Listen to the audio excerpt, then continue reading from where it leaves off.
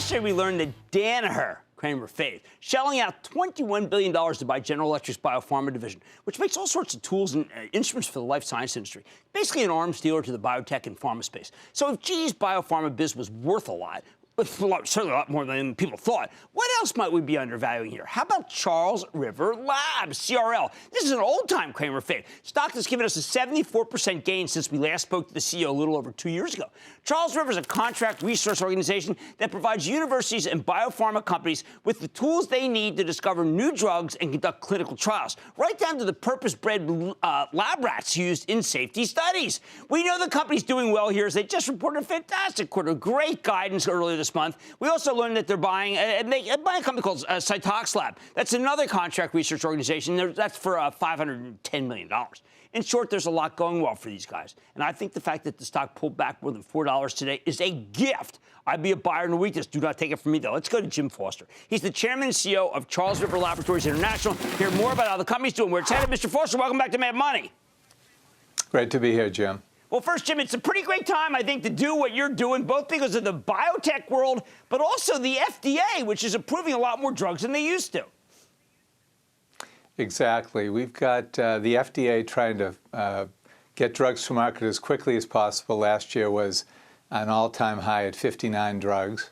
We worked on 85% of those drugs, so we were really thrilled to be able to contribute so significantly. Lots of those drugs that the FDA got to market were to treat rare diseases, a lot of large molecules, and a lot of desire to get things to market that normally would get there much more slowly.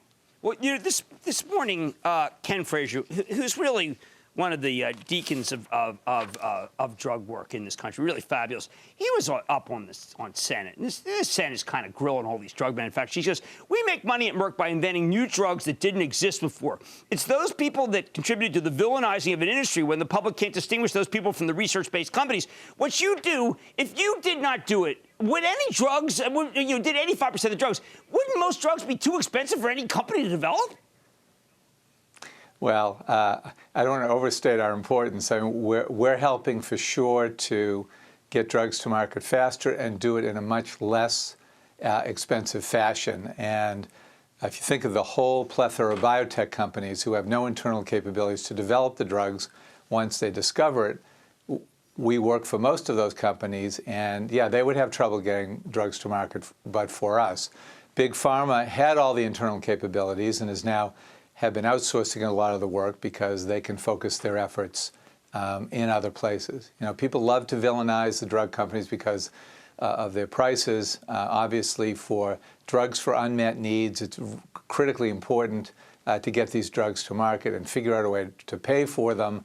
That's very different than generic drugs or drugs for which there are many drugs for a single indication. So I think the FDA is doing great work, and biotech, of course, has been the discovery engine for Big Pharma, and we're enjoying helping all of them get their drugs to market. Jim, which is better, having a whole bunch of biotech companies, say, in immunotherapy on their own, or when they're bought by Big Pharma? Hardly a week goes by that we don't see an acquisition. Is it better that they're standalone than it is when they're consumed by a GlaxoSmithKline or a Lilly? Well, I think it's better that they're standalone for a while, Jim. You have a small number of R&D people very focused on trying to solve a single problem without a lot of corporate oversight and complexity.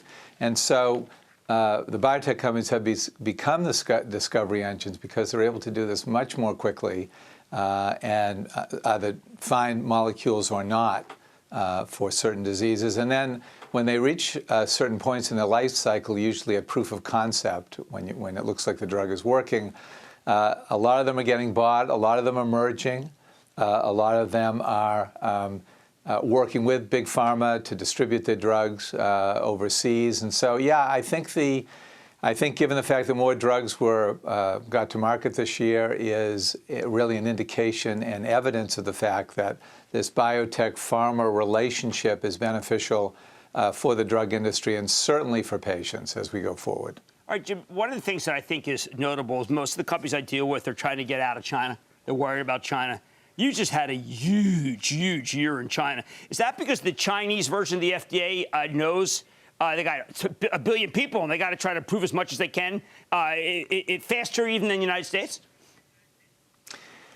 Yeah, well, China is obviously a huge market from a population point of view. You have an intense investment by the Chinese government in the life sciences, I think about $2 trillion. There are all sorts of concerns about IP that it's not particularly useful for me to comment on, but there's a lot of wonderful research going on and investment in big pharma and biotech.